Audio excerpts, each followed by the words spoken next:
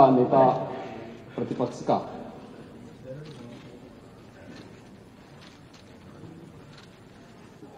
वे वयोवृद्ध हैं, एक लंबा अनुभव विधायक कार्य का उनके पास है और अपनी सहजता और अपनी सरलता के कारण उन्होंने बहुत महत्वपूर्ण सुझाव भी अपने वक्तव्य में हमारे सामने दिए हैं। और वास्तव में ज्ञान वो नहीं होता है जो हम किताबों में पढ़ते हैं, ज्ञान वह होता है जो वास्तविक धरातल पर हम अपने व्यावहारिक जगत में देखते हैं। और इसलिए हमारे यहाँ हमेशा बुजुर्गों वयोवृद्धों को सम्मान दिया गया है। और हमारे यहाँ तो ये मान्यता है कि जो वो सभा नहीं होती है जहां कोई वयोवृद्ध ना हो, बुजुर्ग ना हो। और मैं इसलिए आपका अभिनंदन भी करूंगा इन सुझावों के लिए, और इसलिए मैं भी एक वयोवृद्ध को अपने साथ बिठा के बात करना चाहिए।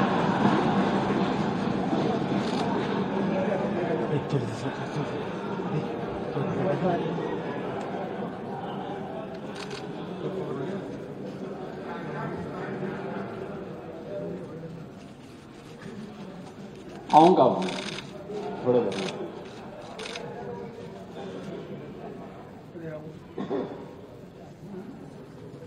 महोदय, सप्लीमेंट्री डिमांड के बारे में चर्चा हो रही थी कि क्या आवश्यकता थी।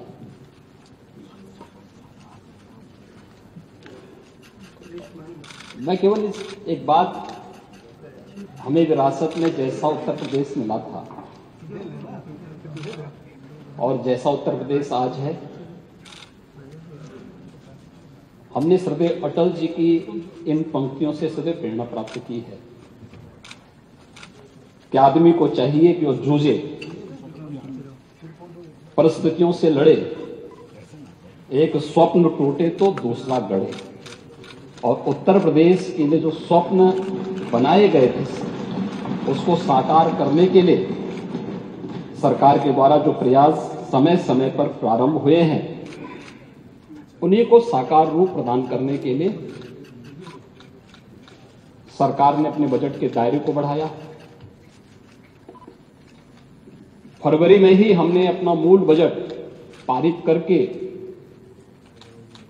अपना वित्तीय वर्ष अप्रैल में ही बजट की कार्रवाई को हमने आगे बढ़ा दिया था। 24-25 का जो मूल बजट था, जैसा कि आपने अपने उद्बोधन में भी कहा, और हमारे यहां माननीय नेतागण जितने भी हमारे कांग्रेस की नेता श्रीमती आराधना मिश्रा मोना जी ने, जनसत्ता पार्टी के श्री रघुनाथ प्रताप सिंह उर्फ राजा भैया ने, हमारे सहयोगी दल राष्ट्रीय लोक दल, अपना दल, निषाद राज पार्टी और सुहेलदेव राजभर पार्टी के हमारे जो सहयोगी हैं, उन लोगों ने भी अपने वक्तव्य में जो बातें कही कि हमारा जो मूल बजट था वह 7,36,437 करोड़ 71 लाख रुपए का था, मांग के अनुरूप। और प्रदेश के अंदर इस दौरान जो कार्य हुए, यद्यपि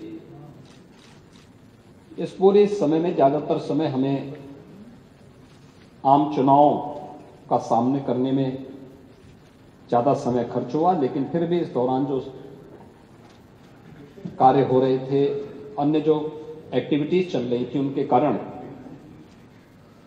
हम लोगों ने लगभग अब तक विभिन्न विभागों ने एवरेज 40% से अधिक रिलीजेज हुए हैं, 44% रिलीज हुए हैं, और इसमें से 20% से अधिक धर्म खर्च भी हो चुका है। अगर हम देखेंगे तो यह बजट 15-16 की तुलना में दुगने से अधिक है। उत्तर प्रदेश जैसे राज्य में अगर हम इन सब मुद्दों के बारे में नहीं सोचते, इस प्रकार के बजट के दायरे को नहीं बढ़ाते, उत्तर प्रदेश की आवश्यकता के अनुरूप यहां पे इंफ्रास्ट्रक्चर नहीं देते, गरीब कल्याणकारी योजनाओं को आगे नहीं बढ़ाते, बिना भेदभाव के अन्नदाता किसानों के बारे में, महिलाओं के बारे में, नौजवानों के बारे में और समाज के विभिन्न तबके के वंचितों के बारे में, दबे कुचले उन तबकों के बारे में, अति पिछड़ी और पिछड़ी जातियों के बारे में सरकार की कार्य योजना आगे नहीं बढ़ती, तो उत्तर प्रदेश के बजट के आयाम को बढ़ाने में हम सफल नहीं हो पाते। हमने इन कार्यक्रमों को आगे बढ़ाया, बिना भेदभाव के शासन की योजनाओं को उन तक पहुंचाया और आज उसी का परिणाम है कि सफलतापूर्वक बजट इस माननीय सदन ने फरवरी में पास किया था। 1 अप्रैल से नए वित्तीय वर्ष प्रारंभ होने के साथ नए बजट पे कार्य करना प्रारंभ भी कर दिया और आज जब हम अगस्त मास की प्रथम तिथि में यहां पर उपस्थित हुए हैं, इन पिछले 4 महीनों के अंदर पहले 2 महीने चुनाव में व्यतीत हो गए, अन्य एक्टिविटीज में व्यतीत हुई, अगले 2 महीने मात्र कार्य करने के लिए मिले और उस दौरान जो कार्य प्रारंभ हुए उसका परिणाम है कि 44% से अधिक बजट रिलीज हुआ है, 20% से अधिक अब तक खर्च हो चुका है और हमारा प्रयास है कि जितना भी पैसा है, जो आपने अपने उद्बोधन में भी कहा कि कैपिटल एक्सपेंडिचर इस बात का द्योतक है कि यह पैसा किसी स्थायी निर्माण में लग रहा है, ये रोजगार का सृजन भी करेगा और विकास की गति को भी तीव्र करेगा। उसी विकास की गति को तीव्र करने के लिए उत्तर प्रदेश को देश की सबसे बड़ी अर्थव्यवस्था के रूप में स्थापित करने के सरकार के अभियान का वो हिस्सा है और पिछले 7 वर्ष में जो प्रयास प्रारंभ हुए उसी का परिणाम है कि हम बजट के दायरे को दोगुना करने में सफल हुए। प्रदेश के अंदर प्रदेश की जो जीडीपी थी, अगर हम इसे 2015-16 की तुलना में देखें तो ये दुगने से अधिक बढ़ी है। अगर हम प्रति व्यक्ति आय को देखें, पर कैपिटा इनकम को देखें, ये दुगने से अधिक बढ़ी है।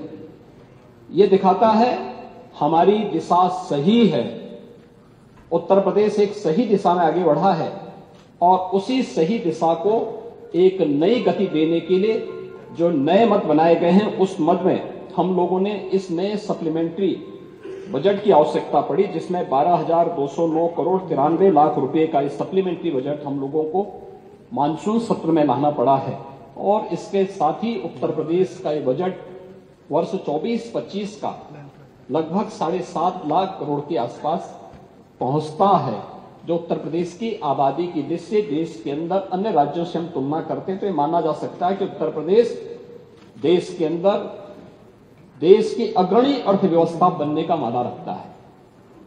मुझे याद है जब 17 में हम लोग आए थे तब उत्तर प्रदेश देश की 6ठी-7वीं अर्थव्यवस्था थी, आबादी हमारी सबसे ज्यादा,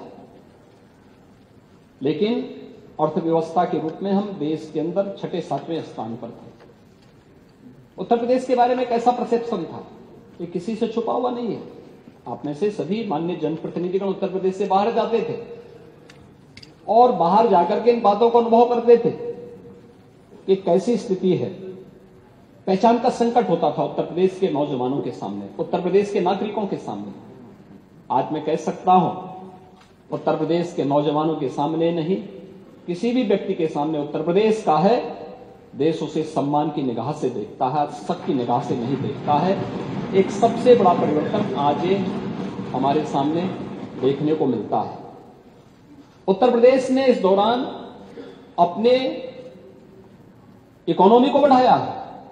आज हम देश की 7वीं नहीं बल्कि दूसरी बड़ी अर्थव्यवस्था है और अगले 3 और 5 वर्ष का जो रोड मैप हम लोगों ने तैयार किया है, उस रोड मैप के साथ भी आज मैं सदन में इस सप्लीमेंट्री डिमांड के साथ बोलना चाहूंगा कि उत्तर प्रदेश ने जो एक कार्य इस दौरान किया है, इसके परिणाम आज हमारे सामने आए हैं। और ये जो बजट है, ये बजट केवल एक बजट नहीं है, यह जो आकार बजट का बढ़ा है, दुगना, लगभग बजट दुगना हुआ है, यह लोक कल्याण के कार्यों में ये पैसा खर्च हुआ है।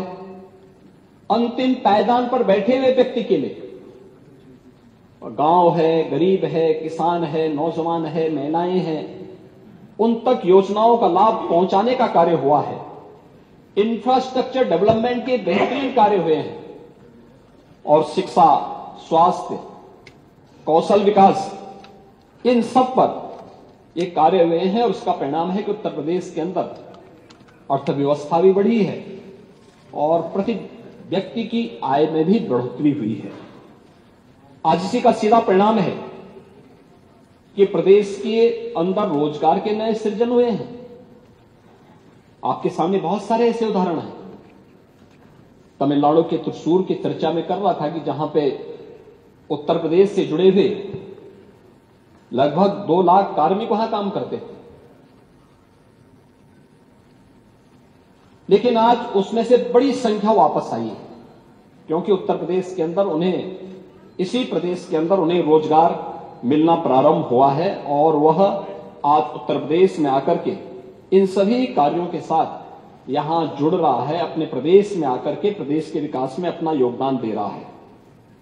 उत्तर प्रदेश आज देश की अर्थव्यवस्था में, नेशनल जीडीपी में भी अपने शेयर को बढ़ाने में सफल हुआ है। यानी पहले जो हमारी स्थिति थी कि हम 6 या 7% तक ही उत्तर प्रदेश, यानी आबादी हमारे पास जितनी थी लगभग 16 से 17%, लेकिन अर्थव्यवस्था में हमारा कंट्रीब्यूशन देश के अंदर होता था वो 6 से 7% होता था। आज ये 9 से 10% तक पहुंच चुका है और मेरा मानना है उत्तर प्रदेश के अंदर जो ग्रोथ रेट है, जो विकास की दर है, अगर ये विकास की दर इसी प्रकार से आगे बढ़ेगी तो आने वाले समय में हम लोग उत्तर प्रदेश के अंदर अपनी आबादी के अनुसार देश की जो नेशनल जीडीपी है उसमें अपना योगदान देने में हम लोग सफल होंगे। उत्तर प्रदेश आज देश के उन राज्यों में है जिन राज्यों ने अपने प्रभावी रिसोर्स मोबिलाइजेशन के माध्यम से अपने को रेवेन्यू सरप्लस स्टेट के रूप में स्थापित किया है।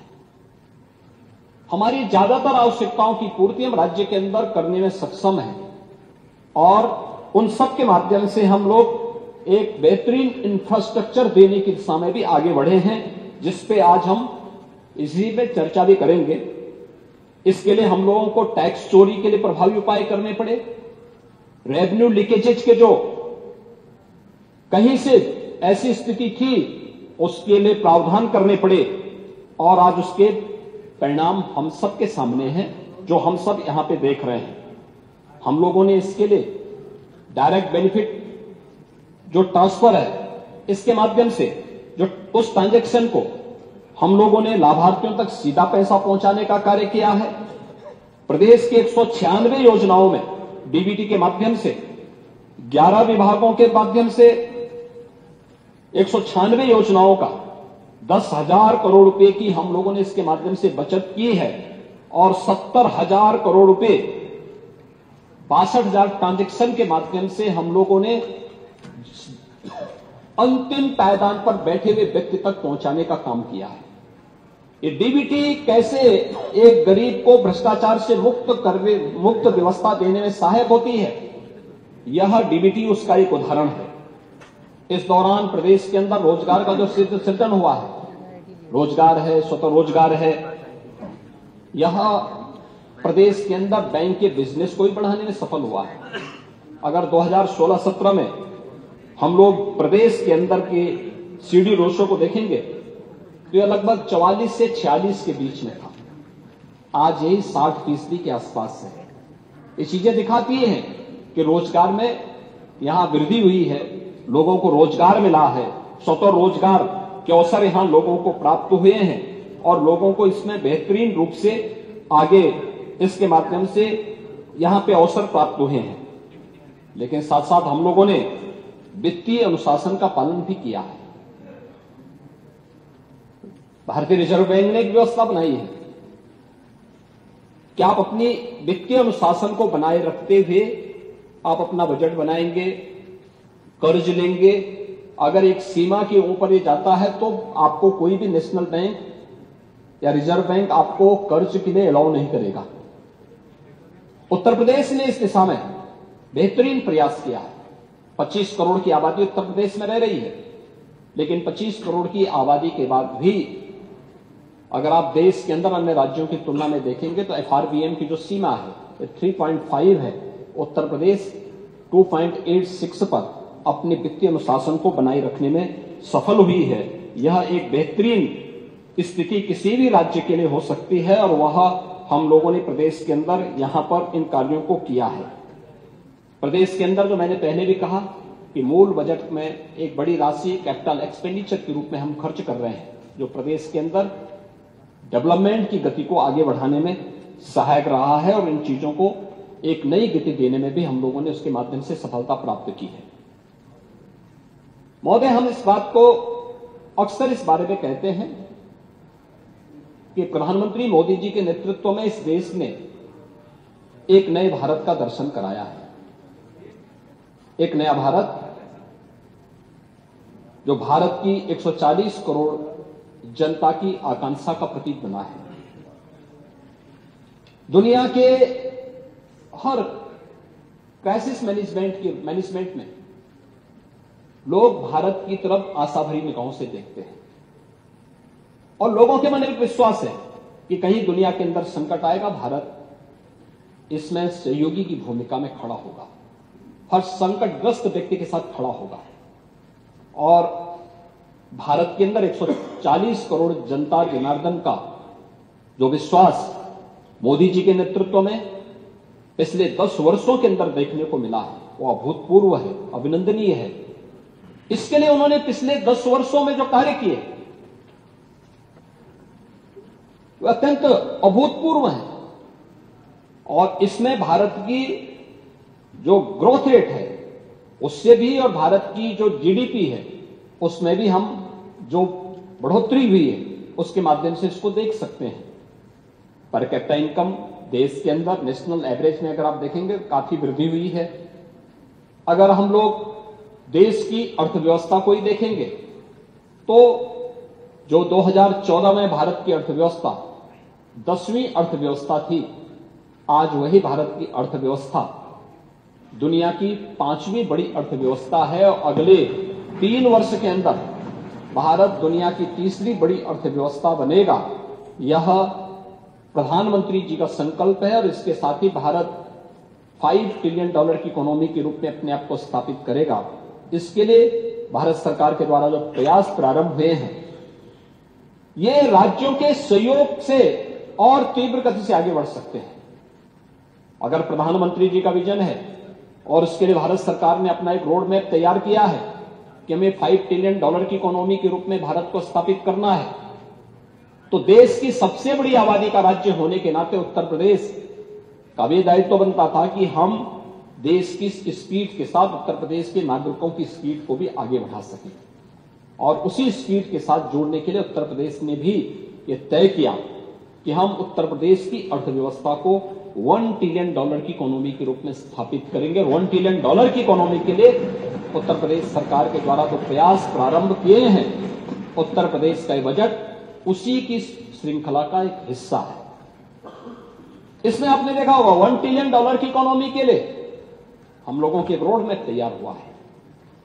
उत्तर प्रदेश के अंदर हम लोगों ने पूरे सभी विभागों को, अन्य संबंधित सेक्टर को 10 सेक्टर में हमने विभाजित किया। हर एक सेक्टर में कोई हमारा एक वरिष्ठ मंत्री उस सेक्टर की निगरानी कर रहा है। अपर मुख्य सचिव और प्रमुख सचिव स्तर के अधिकारी पाक्षिक रूप से उसकी समीक्षा कर रहे हैं, उसकी मॉनिटरिंग कर रहे हैं। उस फील्ड से जुड़े हुए विशेषज्ञ, उस फील्ड से जुड़े हुए जो अर्थशास्त्री हैं, स्टेक होल्डर्स हैं, उन सबका सहयोग इसके लिए लिया जा रहा है। और स्वयं सीएम डैशबोर्ड के माध्यम से मैं इसकी समीक्षा करता हूं और उसकी नियमित समीक्षा के साथ साथ कौन से सेक्टर में कमी है, किस सेक्टर में कहां पे पुशअप करने की आवश्यकता है, उसके लिए उस प्रकार की कार्य योजना को लेकर के हम कार्य कर रहे हैं। इसमें जो 10 महत्वपूर्ण सेक्टर बनाए गए हैं, इन महत्वपूर्ण सेक्टर्स में हम लोगों ने जो अलग अलग कार्य योजना बनाई है, इसमें इंफ्रास्ट्रक्चर का है। आज आप देखते हैं उत्तर प्रदेश के अंदर एक्सप्रेसवे का, इंटर स्टेट कनेक्टिविटी का, हाईवे का एक बेहतरीन जाल बिछ चुका है। हमारे पास पहले से यमुना एक्सप्रेसवे थी। जिस समय 17 में हम लोग आए थे तब आगरा लखनऊ एक्सप्रेसवे अपने बनने के अंतिम चरण की ओर थी। पिछले 7 वर्ष के अंदर हम लोगों ने कई एक्सप्रेसवे बनाए, जिसमें स्टेट गवर्नमेंट ने भी और केंद्र सरकार ने भी सहयोग किया, जिसमें दिल्ली मेरठ 12 लेन का एक्सप्रेसवे भारत सरकार के सहयोग से प्राप्त बना है।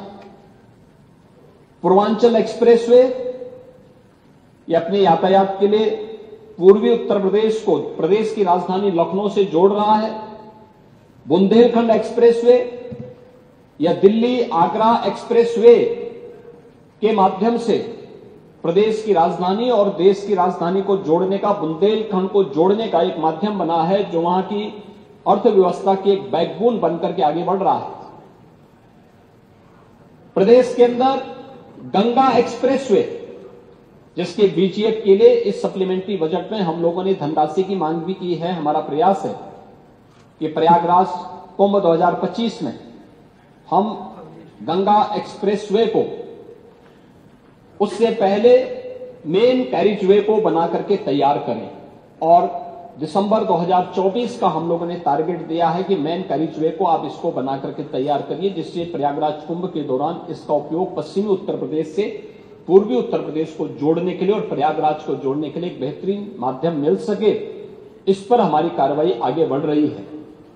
इसके अलावा Gorakhpur link expressway, Ballia link expressway के साथ ही हम लोग चित्रकूट लिंक एक्सप्रेसवे पर शाहजहांपुर से फर्रुखाबाद होते हुए आगरा लखनऊ एक्सप्रेसवे को जोड़ने के लिए एक नई एक्सप्रेसवे पर कार्य हमारा बहुत शीघ्र प्रारंभ हो रहा है। सर्वे के कार्य पूरे हो चुके हैं। इस कार्यक्रम को भी हम आगे बढ़ाने जा रहे हैं और आगरा लखनऊ एक्सप्रेसवे को पूर्वांचल एक्सप्रेसवे से जोड़ने की कार्रवाई को भी सरकार आगे बढ़ाने जा रही है, जिससे जो एक्सप्रेसवे के पीछे की सरकार की मंशा है उस एक्सप्रेसवे को हम तेजी के साथ आगे बढ़ा सकें। इंटर स्टेट कनेक्टिविटी को, जितने भी हमारी इंटर स्टेट कनेक्टिविटी है, या नेपाल से जुड़े हुए मार्ग हों, बिहार से हों, झारखंड छत्तीसगढ़ से जुड़े हुए हों, मध्य प्रदेश या राजस्थान से जुड़े हुए हों, या फिर हरियाणा या उत्तराखंड या दिल्ली से जुड़े हुए हैं, सभी 4 लेन की कनेक्टिविटी हो। और वहां पर उत्तर प्रदेश सरकार का एक तोरण द्वार स्वागत करने आगंतुकों का स्वागत करता हुआ दिखाई दे। अगर नेपाल की सीमा पर है तो राज्य नहीं, देश भारत नेपाल मैत्री द्वार उनका स्वागत करें। इसकी तैयारी, इस पर कार्य प्रारंभ हो चुके हैं। अगर बिहार या अन्य राज्यों के साथ में है तो उत्तर प्रदेश और राज्य की मैत्री द्वार के रूप में उसकी पहचान होगी। इस कार्य को हम लोगों ने आगे बढ़ाया है। 4 लेन की हर जिला मुख्यालय 4 लेन से जुड़े, तहसील मुख्यालय 4 लेन के साथ जुड़े, ब्लॉक मुख्यालयों को 2 लेन के साथ हम जोड़ सकें। इस पर कार्य तेजी के साथ या तो पूरे हो चुके हैं या हो रहे हैं। हाईवे, वर्ल्ड क्लास हाईवे का निर्माण यहां पे बन रहा है। लखनऊ से कानपुर के बीच में ग्रीनफील्ड एक्सप्रेसवे भारत सरकार के सहयोग से बन रहा है। और भी अन्य कार्य तेजी के साथ जहां यहां एक्सप्रेसवे के रूप में, हाईवे के रूप में बने हैं, इंफ्रास्ट्रक्चर के रूप में बने हैं, वहीं पर उत्तर प्रदेश ने एयर कनेक्टिविटी के लिए अब तक हमारे 4 इंटरनेशनल एयरपोर्ट और 11 डोमेस्टिक एयरपोर्ट वर्तमान में क्रियाशील हैं। और बहुत शीघ्र हम लोग 5वां इंटरनेशनल एयरपोर्ट जेवर को भी क्रियाशील करने जा रहे हैं। ये दुनिया का यानी एशिया का सबसे बड़े इंटरनेशनल एयरपोर्ट में से एक होने जा रहा है, जो उत्तर प्रदेश की इकोनॉमी के लिए बहुत बड़ी उपलब्धि होगी। उत्तर प्रदेश के अंदर इस फील्ड में हम लोगों ने और भी अन्य तमाम कार्य प्रारंभ किए हैं और मुझे लगता है कि यह मार्गों के साथ साथ उत्तर प्रदेश के अंदर हम लोगों ने वाटरवे का निर्माण भी, वाराणसी से हल्दिया के बीच में वाटरवे सफलतापूर्वक कार्य कर रहा है, लेकिन अयोध्या से हल्दिया के बीच में जोड़ने की कार्रवाई को भी हम आगे बढ़ाने के लिए सर्वे के कार्य को आगे बढ़ाने जा रहे हैं। और उत्तर प्रदेश उन राज्यों में है जिन्होंने वाटरवे अथॉरिटी का निर्माण राज्य के अंदर करते हुए जल मार्गों की संभावनाओं को भी गति देने की कार्रवाई को आगे बढ़ाया है। प्रदेश के अंदर अच्छी क्वालिटी की सड़कें बने, नई तकनीक का इसमें उपयोग किया जा सके, फुल डेप्थ रिक्लेमेशन एफडीआर पद्धति का भी उपयोग करने वाला देश का पहला राज्य उत्तर प्रदेश है, जिसमें ग्रामीण क्षेत्र में हम लोगों ने इसको अपनाया था और 5,500 किलोमीटर के मार्ग इसके माध्यम से बने थे। इसमें सड़क की टिकाऊपन भी होता है, लेकिन उसकी लागत में 25% की गिरावट भी आती है, यानी लागत 25% कम होता है, लेकिन मार्ग किसी भी अन्य पद्धति से बनाए जाने वाले मार्ग की तुलना में ज्यादा टिकाऊ होता है। यह कार्य हम लोगों ने यहां पे किया है। हम लोगों ने प्रदेश के अंदर आपने देखा होगा कि बुंदेलखंड में हम बीडा का निर्माण करने जा रहे हैं और बीडा के लिए 36,000 एकड़ लैंड में ये बीडा का निर्माण हो रहा है। 46 वर्ष के बाद नोएडा की तर्ज पर एक नया औद्योगिक शहर बसाने की कार्रवाई और बुंदेलखंड क्षेत्र के भी कायाकल्प करने की दिशा में सरकार के द्वारा बनाए गए प्रयास का ये हिस्सा है। आरआरटीएस जो रैपिड रेल दिल्ली से मेरठ के बीच में प्रारंभ हुई है, आप देख सकते हैं पहले दिल्ली और मेरठ के बीच की दूरी कम होने के बाद भी कितना समय लगता था, 3.5 से 4 घंटे का समय लगता था। आज 12 लेन का एक्सप्रेस वे भी हो गया और रैपिड रेल भी प्रारंभ हो चुकी है। रैपिड रेल चलने से या 12 लेन का एक्सप्रेस वे चलने के बाद अब यह दूरी मात्र 40 से 45 मिनट में इस दूरी को पूरा किया जा सकता है और पश्चिमी उत्तर प्रदेश के अंदर इसके माध्यम से काफी चीजें आगे बढ़ी हैं और अच्छे ढंग से हमने इसको किया है। ये सभी कार्यों को आगे बढ़ाने का कार्य हम लोगों ने इंफ्रास्ट्रक्चर के लिए प्रदेश के अंदर और भी स्तर पर इन कार्यों को आगे बढ़ाने का कार्य किया गया है, जिसके बारे में संक्षेप में मैंने कहा कि जिसकी मॉनिटरिंग लगातार मुख्यमंत्री कार्यालय के द्वारा और सीएम डैशबोर्ड के माध्यम से भी इसकी मॉनिटरिंग की जा रही है। मैन्युफैक्चरिंग के लिए हम लोगों ने जो कार्य प्रारंभ किया है, इसमें भी एफडीआई की जो नई पॉलिसी हमारी है, इसमें इसके साथ ही हम लोगों ने 27 सेक्टोरियल पॉलिसी भी प्रदेश के अंदर बनाई है। एमएसएमई के जो उत्पाद हैं उसकी मार्केटिंग और उसकी ब्रांडिंग के लिए इंटरनेशनल ट्रेड फेयर का आयोजन भी गत वर्ष से हम लोगों ने लगाना प्रारंभ किया है। प्रदेश के परंपरागत उत्पादों के लिए ओडीओपी की योजना को भी हम लेकर के आए हैं। प्रदेश के अंदर परंपरागत जो हमारे अन्य जो प्रदेश के अंदर हस्तशिल्पी हैं, कारीगर हैं, इन सभी के लिए हम लोगों ने प्रदेश के अंदर जो कार्य प्रारंभ किया है, उनके लिए पीएम विश्वकर्मा योजना और प्रदेश के अंदर विश्वकर्मा श्रम सम्मान योजना के माध्यम से उनकी ट्रेनिंग, उनको प्रधानमंत्री मुद्रा योजना, मुख्यमंत्री स्वरोजगार योजना जैसी योजनाओं के साथ जोड़ने के साथ ही आर्थिक स्वावलंबन की ओर अग्रसर करने की दिशा में एक प्रयास प्रारंभ हुआ है। निजी क्षेत्र में भी औद्योगिक पार्क का निर्माण हो, इसके लिए 11 फ्लैश पार्क के निर्माण की कार्रवाई को अब तक हम लोग स्वीकृति दे चुके हैं, जिससे छोटे छोटे पार्क बन सकें और उसके माध्यम से औद्योगिक निवेश की संभावना वहां पर निजी क्षेत्र के माध्यम से बन सके। या एक नई संभावना को हम लोग प्रदेश के अंदर आगे बढ़ाए हैं। रेडीमेड गारमेंट्स के लिए एक नई योजना लेने के साथ ही लखनऊ हरदोई के बीच में पीएम श्री टेक्सटाइल पार्क के निर्माण की कार्रवाई हो रही, जो लगभग 1000 एकड़ क्षेत्रफल में बनाया जा रहा है, जिसमें अत्याधुनिक टेक्सटाइल की वहां पर तकनीक के साथ ही उद्योग लगाने की कार्रवाई को भी आगे बढ़ाने का कार्य हो रहा है। प्रदेश के अंदर ओडीओपी की योजना को प्रोत्साहित करने का परिणाम क्या है, सच्चाई तो क्या है? अगर सच्चाई पे मैं बोलूंगा तो हो सकता है कि हमारे समाजवादी पार्टी के सहयोगियों को अच्छा न लगे, लेकिन सच्चाई ये थी कि ये परंपरागत जो हस्तशिल्पी थे, कारीगर थे, जो उद्यमी थे, 2017 के पहले ये दम तोड़ रहा था। चाहे वह मुरादाबाद का पीतल का उद्योग रहा हो, भदोही का कारपेट का उद्योग रहा हो, फिरोजाबाद का ग्लास का उद्योग रहा हो, या फिर सहारनपुर का वुडन वर्क का उद्योग रहा हो, आपके मेरठ का स्पोर्ट्स आइटम से जुड़े हुए उद्योग रहे हों, या फिर आगरा और कानपुर का लेदर उद्योग रहा हो, ये सभी दम तोड़ रहे थे। और तो और हमारे नेता प्रतिपक्ष के जनपद में स्वयं वहां काला नमक चावल आज से नहीं, यानी इसके बारे में कहा जाता है कि भगवान बुद्ध के समय 2500 वर्ष पहले इस चावल को, उस समय इस चावल की उत्पत्ति होती है और दुनिया का सबसे अधिक प्रोटीन से युक्त सबसे सॉफ्ट चावल है। दूर से ही उसकी खुशबू दिखाई देती है, लेकिन उसकी कोई ब्रांडिंग नहीं थी, सरकार से कोई प्रोत्साहन नहीं था। आज हमने उसको प्रोत्साहित किया है। आज सिद्धार्थनगर जनपद के लिए 1 डिस्ट्रिक्ट 1 प्रोडक्ट में काला नमक चावल को ही हम लोगों ने रखा है। आज इसी का परिणाम है कि पहले उत्तर प्रदेश का जो एक्सपोर्ट मात्र 86,000 करोड़ था, आज वो बढ़कर के 2 लाख करोड़ रुपए से ऊपर का हुआ है।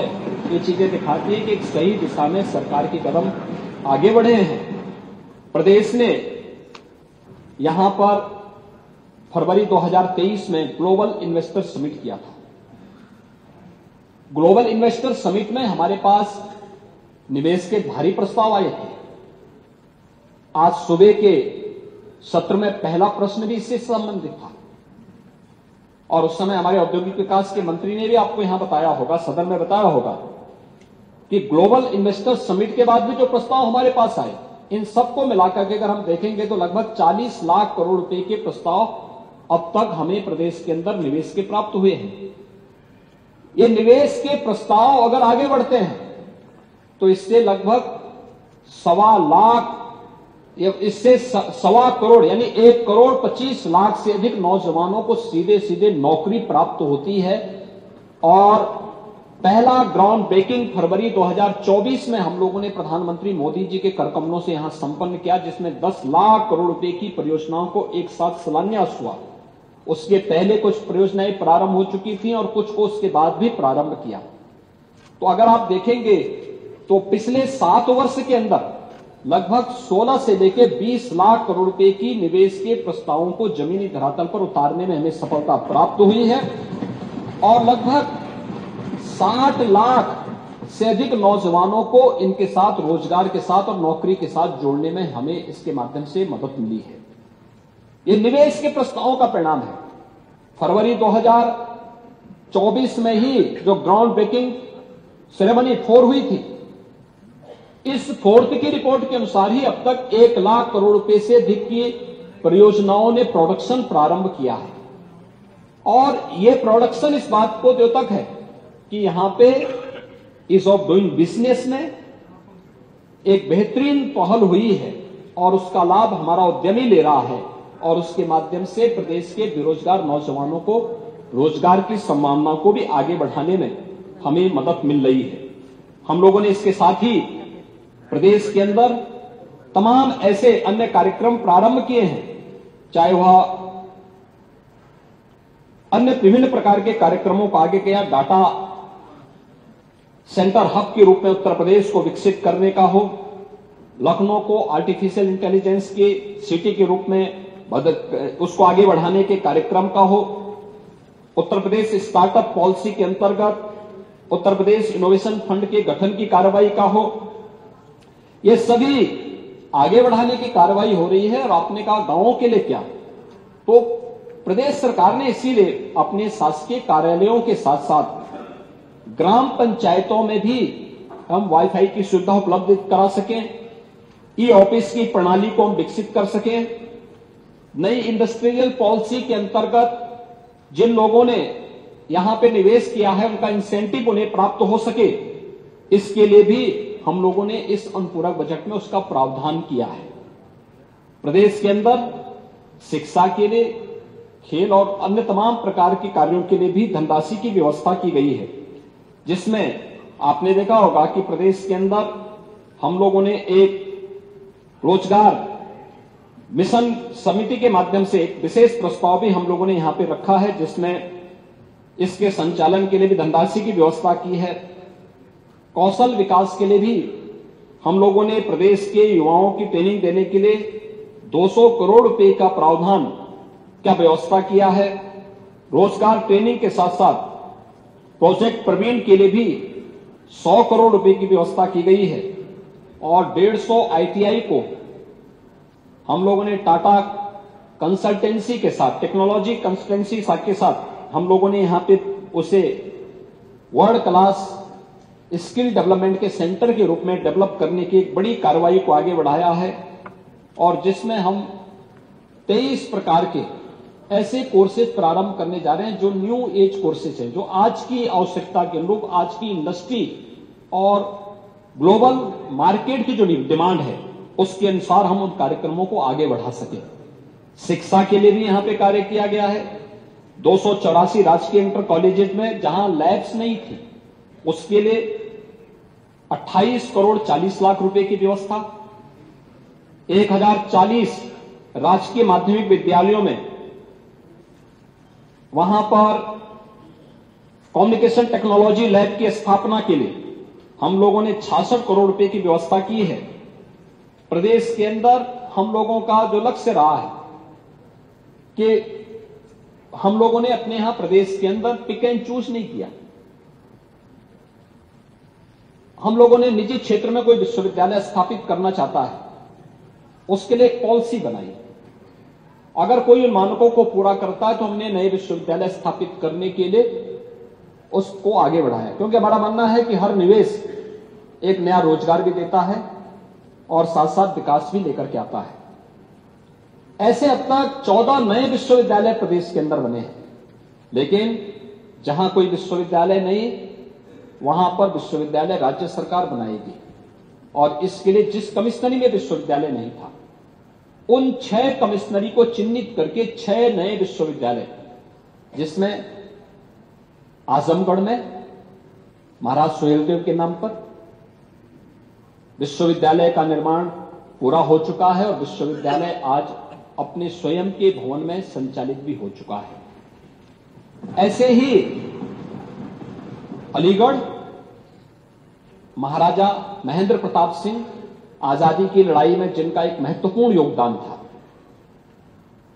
जिन्होंने स्वतंत्र भारत में भारत की एक पैरेलल गवर्नमेंट अफगानिस्तान में रह करके बनाने का काम किया था और अंग्रेजों की सत्ता को उस समय चुनौती दी थी, उनके नाम पर एक विश्वविद्यालय मेरठ में हमारा बन के तैयार हो चुका है और उस पे भी हम लोग राजा महेंद्र प्रताप सिंह विश्वविद्यालय का निर्माण अलीगढ़ में कर चुके हैं और वहां पर विश्वविद्यालय भी क्रियाशील हो चुका है।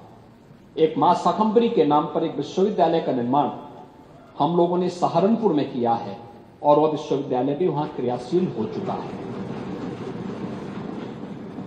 4 नए विश्वविद्यालय वर्तमान में बनने की ओर अग्रसर हैं, जिसमें मुरादाबाद के अंदर गुरु जम्बेश्वर के नाम पर एक विश्वविद्यालय का निर्माण हम लोग वहां करने जा रहे हैं। सारी औपचारिकताएं पूर्ण हो चुकी हैं, उसको हम आगे बढ़ा रहे हैं। देवीपाटन मंडल हमारा एक ऐसा मंडल था जहां पे निजी क्षेत्र में या सरकारी स्तर पर, गवर्नमेंट स्तर पर कोई भी विश्वविद्यालय नहीं था, वहां मां पाटेश्वरी के नाम पर एक विश्वविद्यालय का निर्माण हम लोग करने जा रहे हैं। और मिर्जापुर मंडल में वहां पर भी कोई विश्वविद्यालय इस मंडल में भी नहीं था, वहां मां विंध्यवासिनी के नाम पर भी एक विश्वविद्यालय के निर्माण के कार्यक्रम को हम लोगों ने आगे बढ़ाया है। तो कुशीनगर में एक कृषि विश्वविद्यालय, महात्मा बुद्ध के नाम पर एक कृषि विश्वविद्यालय के निर्माण के कार्यक्रम को भी हम लोगों ने आगे बढ़ाने का काम किया है। प्रदेश के अंदर जगतगुरु रामभद्राचार्य दिव्यांग विश्वविद्यालय चित्रकूट विश्वविद्यालय के पास आर्थिक संकट था। एक अच्छी भावना के साथ 2001 में विश्वविद्यालय प्रारंभ हुआ था, लेकिन समय के अनुरूप वो अपनी स्पीड को बढ़ाने में थोड़ा कठिनाई महसूस कर रहा था।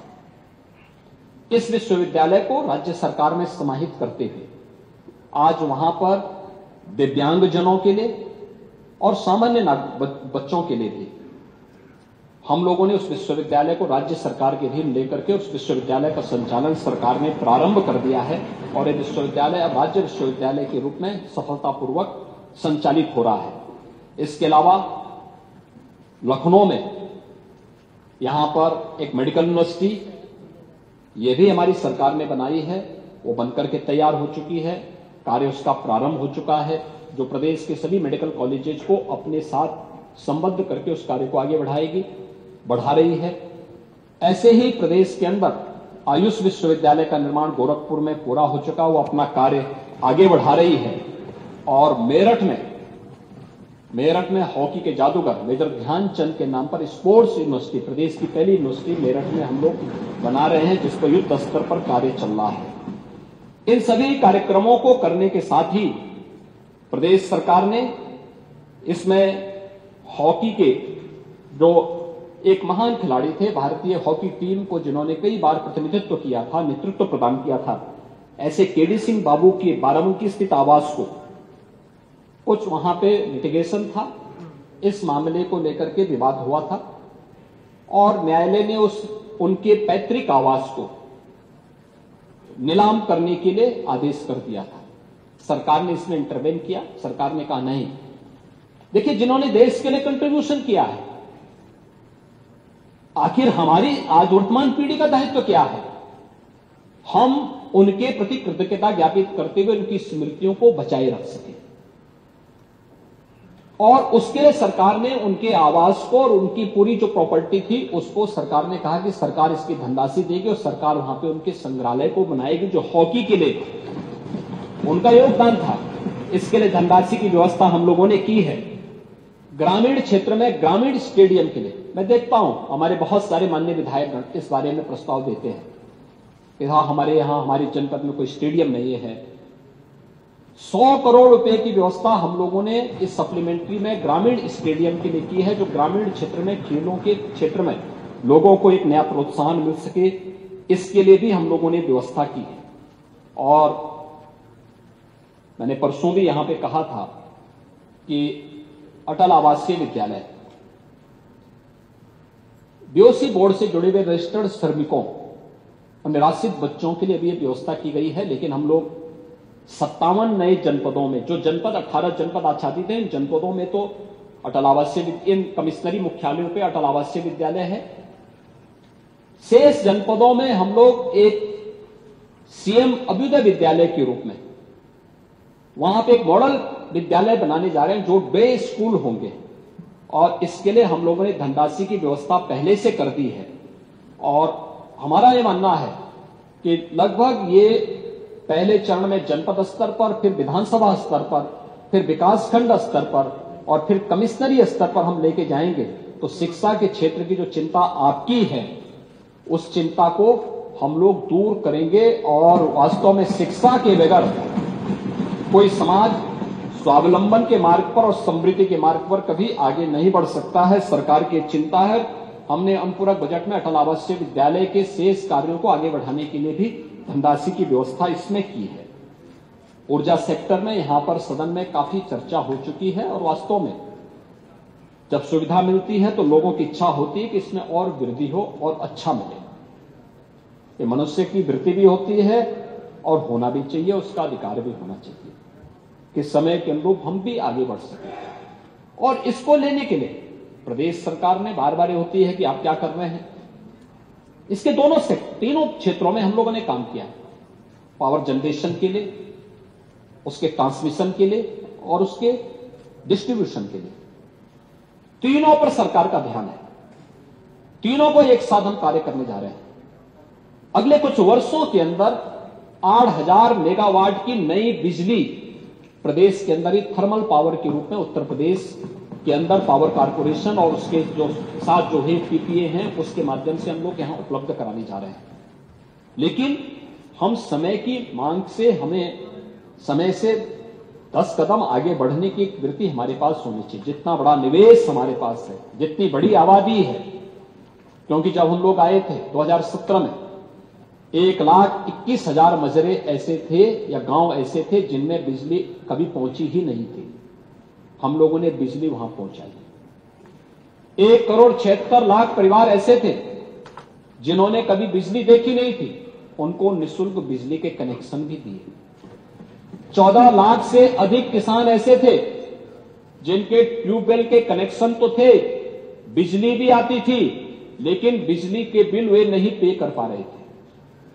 हमने अप्रैल 2023 से सरकारी ट्यूबवेल के साथ साथ निजी ट्यूबवेल के जो कनेक्शन उस समय दिए गए थे, इनके लिए धनराशि का प्रावधान करके उसके बिल को माफ कर दिया है और सबको एक व्यवस्था कर दी है कि वहां से कोई बिजली नहीं लेगा। हाँ, पिछला जो बकाया है उसके लिए ओटीएस की स्कीम विभाग लेके आएगा और मैं चाहूंगा कि लोग उसको अगर दे देंगे तो हमें अच्छा होगा कि इन ट्यूबवेल को हम सोलर पैनल के साथ जोड़ देंगे तो परमानेंट उनको बिजली की एक व्यवस्था, उनके लिए एक मैकेनिज्म बन जाएगा। और अगर वहां बन जाएगा तो शेष अन्य जगह ट्यूबवेल के कनेक्शन देने के लिए हम लोग आगे कार्यक्रम बढ़ा पाएंगे। बहुत सारी चीजें यहां पर आई हैं, जैसे सरयू नहर राष्ट्रीय परियोजना। मानी जी, आप जानते हैं ये योजना 1972-73 में बनी थी। 72-73 में बनने के बाद ये योजना कभी पूरी नहीं हो पाई। जिस समय योजना की पीपीआर बनी थी, योजना आयोग ने उस समय जब बनाई थी, उस समय इसकी लागत थी 100 करोड़ और यह 2017 तक आधी अधूरी थी। एक भी बूंद पानी कहीं नहीं जाता था।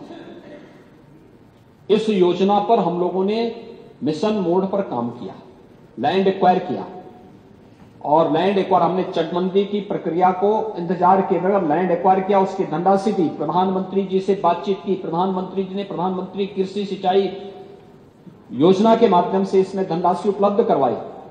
और मुझे बताते हुए प्रसन्नता है कि सरयू नहर राष्ट्रीय परियोजना को 2021 में प्रधानमंत्री जी ने लोकार्पण कर दिया है। 14 लाख हेक्टेयर भूमि को इसके माध्यम से सिंचाई की सुविधा आज नेपाल से सटे हुए जनपदों को, आपके बहराइच से लेकर के बहराइच, बलरामपुर, श्रावस्ती, गोंडा से लेकर के सिद्धार्थनगर, बस्ती, महाराजगंज, संत कबीर नगर, गोरखपुर, इन सभी जनपदों को सिंचाई की सुविधा इसके माध्यम से प्राप्त हुई है। शेष नहर के बाद जो उसके गोल और उप नहर बनने हैं उस पर कार्य चल रहे हैं और वो भी मेरा अनुमान है कि विभाग इसको भी पूरा कर देगा और हम इसके माध्यम से बेहतरीन सिंचाई की सुविधा उस क्षेत्र के लोगों को उपलब्ध करवा देंगे। यह कार्य वहां पे हुआ है। अर्जुन सहायक परियोजना हो या बाण सागर की परियोजना हो, ये सभी को अगर देखेंगे तो पिछले 7 वर्ष के अंदर हम लोगों ने प्रदेश के अंदर लगभग 22 लाख हेक्टेयर लैंड को अतिरिक्त सिंचाई की सुविधा दी है, उत्तर प्रदेश के अंदर दी है। ट्यूबवेल के कनेक्शन को हम लोगों ने, ट्यूबवेल के जो कनेक्शन पहले से चल रहे थे उनको फ्री किया, फ्री में बिजली उपलब्ध करवा रहे हैं और मुझे लगता है हमें वहां उसके सोलर पैनल लगाने की दिशा में तेजी के साथ आगे बढ़ना चाहिए। 60,000 से अधिक अब तक हम लोगों ने सोलर पैनल उपलब्ध करवाए हैं किसानों को। जिन किसानों के द्वारा ट्यूबवेल की सुविधा जहां उपलब्ध नहीं हो रही थी उसको भी ये सुविधा उपलब्ध करा रहे हैं और इसमें बहुत सारे कार्य बढ़कर किए गए हैं। लेकिन साथ साथ इस दिशा में जो मांग और आपूर्ति में, सप्लाई एंड डिमांड में जो अंतर है, जो चर्चा यहां पर हो रही थी अभी, जो बात यहां पे नेता कांग्रेस श्रीमती आराधना मिश्रा मोना जी ने बात यहां पे कही कि आखिर हमारी डिमांड कितनी है। यानी यह आज तो 1 अगस्त में हम आए हैं, हम कल ही देख रहे थे, कल ही हमारी समीक्षा चल रही थी इस मुद्दे को लेकर के। 2016 में प्रदेश के अंदर जो पीक डिमांड होती थी वो 16,000 मेगावाट की होती थी। इस समय उत्तर प्रदेश के अंदर डिमांड कितनी चल रही है? 31,000 से लेकर 32,000 मेगावाट की, और तब भी हम लोग इसकी सप्लाई कर रहे हैं, तब भी पावर कारपोरेशन इसकी सप्लाई कर रहा है। कारण था, पहले इंफ्रास्ट्रक्चर नहीं था, पहले गांवों में बिजली नहीं थी, पहले उद्योग नहीं थे, पहले ट्यूबवेल के कनेक्शन नहीं दिए जा रहे थे, पहले लोग और किसान भी इन सबसे वंचित था।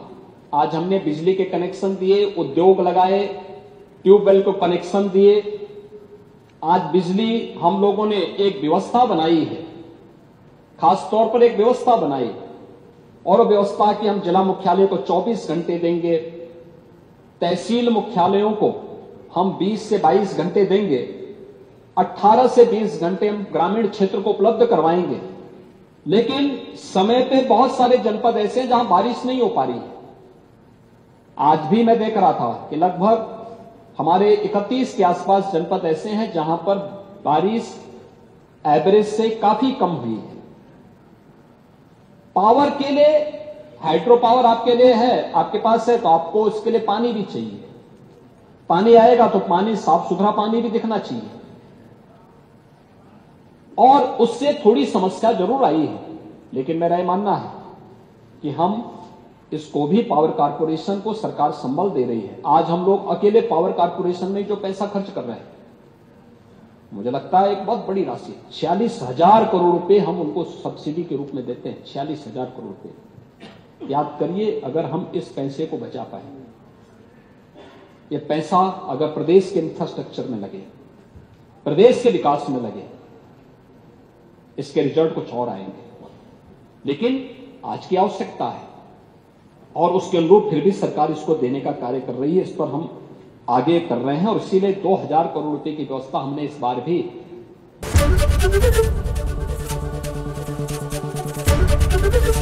एबीपी गंगा, खबर आपकी, जुबान आपकी।